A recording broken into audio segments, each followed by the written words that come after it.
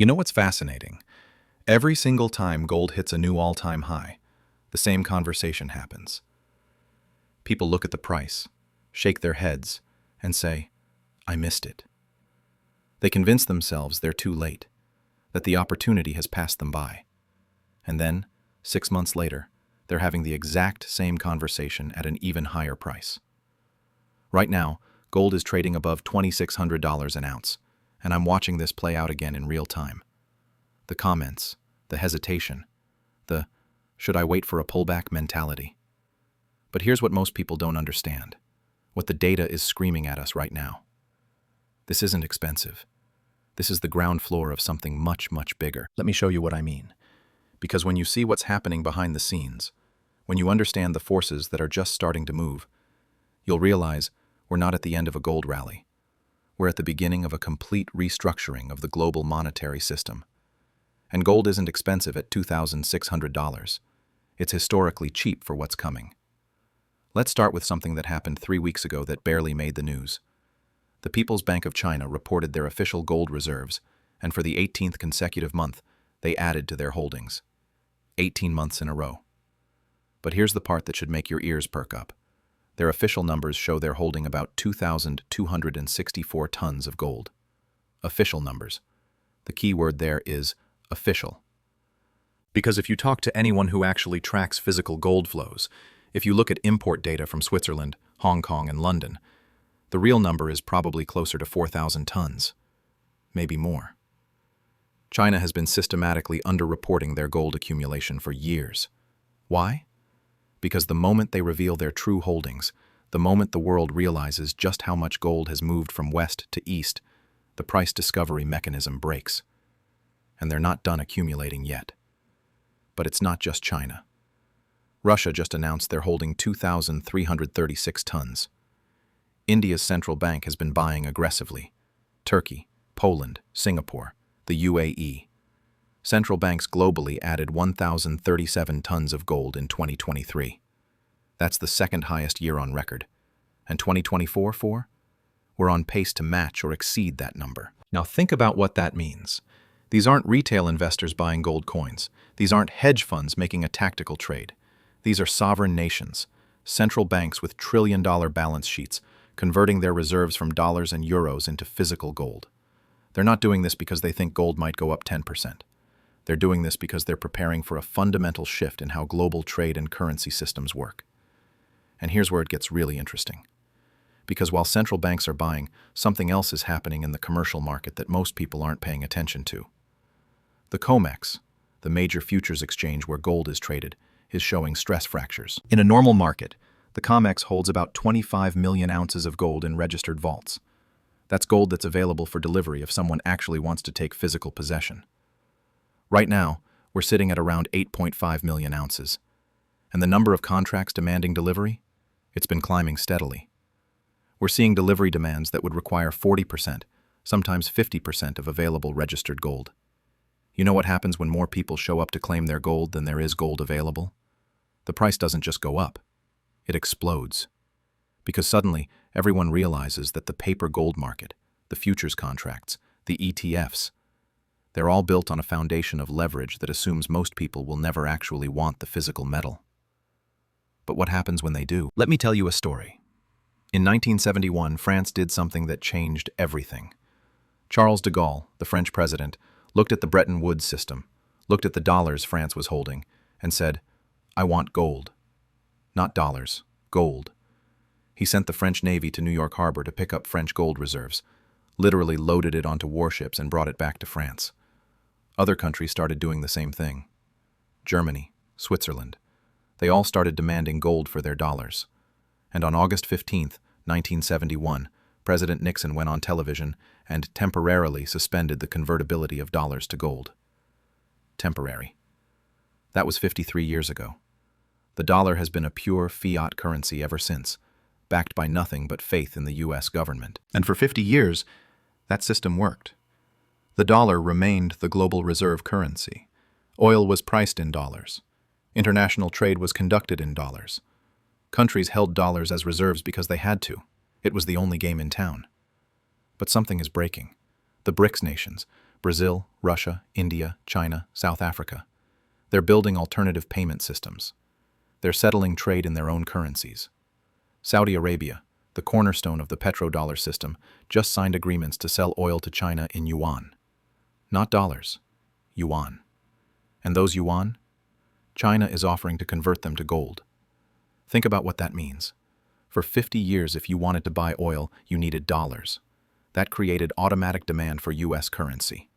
It meant countries had to hold dollar reserves. It gave the United States the ability to print money without immediate consequences because there was always demand for those dollars overseas. That system is ending. Not tomorrow, not next month. But the cracks are visible, and they're spreading. And when countries don't need to hold dollars for trade, when there are alternatives, what happens to all those dollars sitting in foreign reserves? What happens to all those treasury bonds? They come home. And when they do, when that flood of dollars returns to the U.S. economy, the inflation we've seen over the past few years, that's going to look like a warm-up act. Now, I want to pause here for a second because if you're sitting on $100,000 or more in retirement accounts, this is something you need to think about seriously. I put together a free guide on how gold IRAs work. It's in the description below. It walks through exactly how you can get physical gold into your retirement account without triggering taxes or penalties. Because what we're talking about here, this isn't theoretical. This is about protecting wealth that took you decades to build. Worth checking out if that's relevant to your situation. All right, back to where this is headed. Because the central bank buying, the COMEX stress, the de-dollarization, that's all happening right now. But there's another factor that most people aren't considering. Supply. Gold production peaked in 2018. Since then, global mine production has been flat to declining. The easy gold has been found. The high-grade deposits have been mined. What's left requires going deeper, processing lower-grade ore, operating in more difficult jurisdictions. The all-in sustaining cost for gold miners globally is around $1,400 to $1,500 an ounce. That's what it costs to pull gold out of the ground. At $2,600, miners are profitable. But here's the thing about mining. It takes 7 to 10 years to bring a new mine online. From discovery to production, you're looking at a decade. And the number of new discoveries? It's been declining for 20 years. We're not finding new gold deposits at the rate we're consuming gold. Meanwhile, demand is accelerating. Central banks are buying at record pace. Jewelry demand in India and China remains strong. Industrial demand for gold in electronics, medical devices, aerospace, that's growing. And now, after years of outflows, gold ETFs are seeing inflows again. Retail investors are coming back. So you have declining supply, increasing demand, and a monetary system that's showing stress fractures. And people are worried that gold at $2,600 is expensive? Let me give you some perspective. In 1980, gold hit $850 an ounce. If you adjust that for inflation, for the actual loss of purchasing power of the dollar over the past 44 years, that's equivalent to about $3,200 in today's dollars. Gold would need to go up another 23% just to match its inflation-adjusted high from 1980. But here's what's different now. In 1980, interest rates were at 20%. Paul Volcker, the Fed chairman, was crushing inflation by making the cost of money so expensive that it killed demand. Today, real interest rates, that's the interest rate minus inflation, are barely positive. In many cases, they're still negative. You're losing purchasing power holding cash, even with interest. In 1980, the U.S. national debt was $900 billion. Today, it's $35 trillion. The U.S. government is adding $1 trillion to the debt every 100 days. Every 100 days. The interest payments on that debt now exceed the entire defense budget. We're spending more money just servicing our debt than we spend on the military. And here's the kicker. We can't raise interest rates to fight inflation the way Volcker did in 1980. Because if rates go to 10%, if they go to 15%, the interest on $35 trillion in debt becomes mathematically impossible to pay. The entire federal budget would go to interest payments. There would be nothing left for anything else. So what's the alternative? You print money. You inflate the debt away. You keep interest rates artificially low and let inflation run hotter than the official numbers suggest. And when you do that, when you debase the currency, gold doesn't go up. The currency goes down. Gold just maintains its purchasing power. Let me tell you what that looks like in practice. In 2000, the average home in the United States cost about $170,000. Gold was trading at $280 an ounce, so a house cost about 607 ounces of gold. Today, the average home costs $420,000. Gold is at $2,600. That same house now costs 161 ounces of gold. If you held your wealth in gold instead of dollars, housing got 73% cheaper. That's not gold going up. That's the dollar losing value, and gold maintaining its role as a store of wealth, as it has for 5,000 years. Now, let's talk about what happens next, because we're at an inflection point. The next 12 to 24 months are going to determine whether gold continues its steady climb or whether we see an acceleration that catches everyone off guard. There are 3 scenarios playing out, and all of them are bullish for gold. The question is just how bullish. Scenario 1. The Fed pivots. Inflation remains sticky, the economy shows signs of weakness, and the Federal Reserve starts cutting interest rates. Every time the Fed cuts rates, every time they signal that they're prioritizing economic growth over price stability, gold rallies. Because rate cuts mean more money printing, more currency debasement, more inflation. And gold is the hedge against that.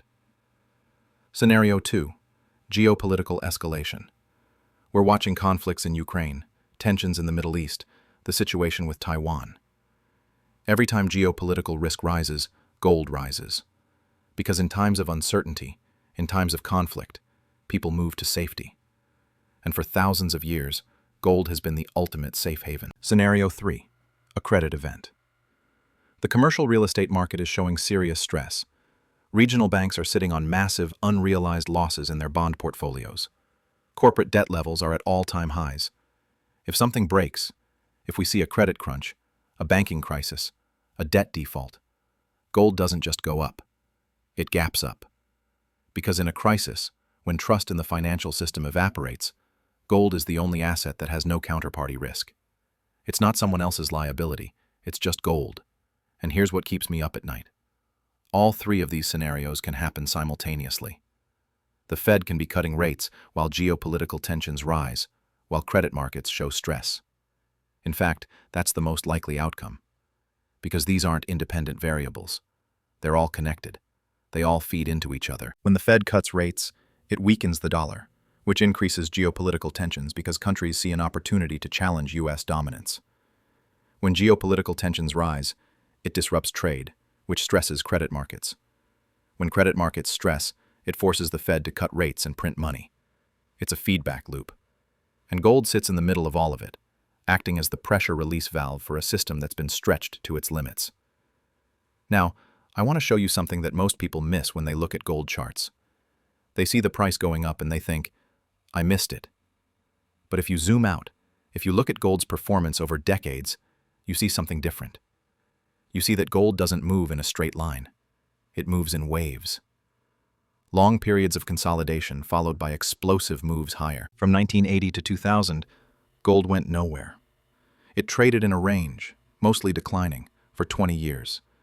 And then, from 2000 to 2011, it went from $280 to $1,900. A 578% increase in 11 years. Then it consolidated again from 2011 to 2019, 8 years of going sideways, testing support, building a base. And then, from 2019 to now, it's up over 100%. But here's what's different about this move. The 2000 to 2011 rally was driven primarily by retail investors and hedge funds. It was a momentum trade. When it peaked in 2011, those same investors sold, and the price corrected. This time, the buying is coming from central banks, from sovereign nations, from institutions that don't trade, they accumulate, and they don't sell. That's a completely different dynamic. Because when central banks are buying, they're not looking at technical charts. They're not worried about short-term volatility. They're making strategic decisions about the future of the monetary system. And they're buying for keeps. So when I see gold at $2,600 and people saying it's expensive, I see an asset that's being accumulated by the smartest money in the world at a pace we've never seen before. I see supply constraints that aren't going away. I see a monetary system that's built on $35 trillion in debt and a currency that's losing its reserve status. And I see three potential catalysts, any one of which could send gold significantly higher. Expensive? Gold at $2,600 isn't expensive. It's the early stages of a repricing that reflects the reality of where we are in the debt cycle, in the currency cycle, in the geopolitical cycle.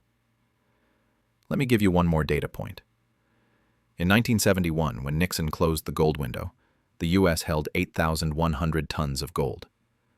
The money supply, M2, was about $600 billion. So every dollar in circulation was backed by about 13 cents worth of gold. Today, the U.S. still holds about 8,100 tons of gold. But M2 is $21 trillion. Every dollar is now backed by less than a penny of gold. If you wanted to back the dollar with gold at the same ratio as 1971, gold would need to be priced at over $30,000 an ounce. Now, I'm not saying gold is going to $30,000 tomorrow, but I am saying that the current price doesn't reflect the monetary reality we're living in. It doesn't reflect the amount of currency that's been created. It doesn't reflect the debt levels. It doesn't reflect the geopolitical shifts. Gold at $2,600 is pricing in a world where the dollar remains the dominant reserve currency, where debt levels stabilize, where inflation stays contained, where geopolitical tensions ease.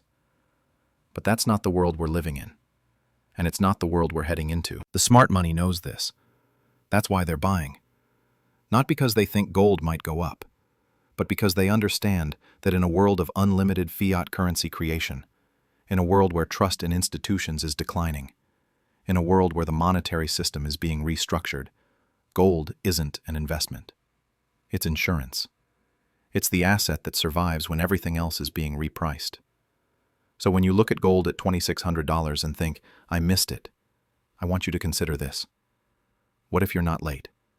What if you're early? What if the people who look back 10 years from now are going to say, I can't believe gold was only $2,600 in 2025? Because that's what happened in 2000, when gold was $280. That's what happened in 2015, when gold was $1,050. Every single time, people thought they missed it. And every single time, they were wrong. The difference is, this time the fundamentals are stronger. The supply is tighter. The demand is broader. The monetary system is more fragile. And the people who understand this, who see what's happening behind the headlines, they're not asking if they should buy gold. They're asking how much they should own. This isn't about timing the market. This isn't about catching the perfect entry point. This is about understanding that we're in the middle of a monetary transition that happens once in a lifetime. And gold, the asset that's been money for 5,000 years, is going to play a central role in whatever comes next. So yeah, gold is at $2,600. And if you think that's expensive, wait until you see where it's going. Because the forces that are driving this aren't slowing down, they're accelerating. And the window to position yourself before the next leg higher, before the repricing that reflects the true state of the monetary system, that window is closing. The question isn't whether gold is expensive now. The question is, will you look back and wish you acted when you had the chance?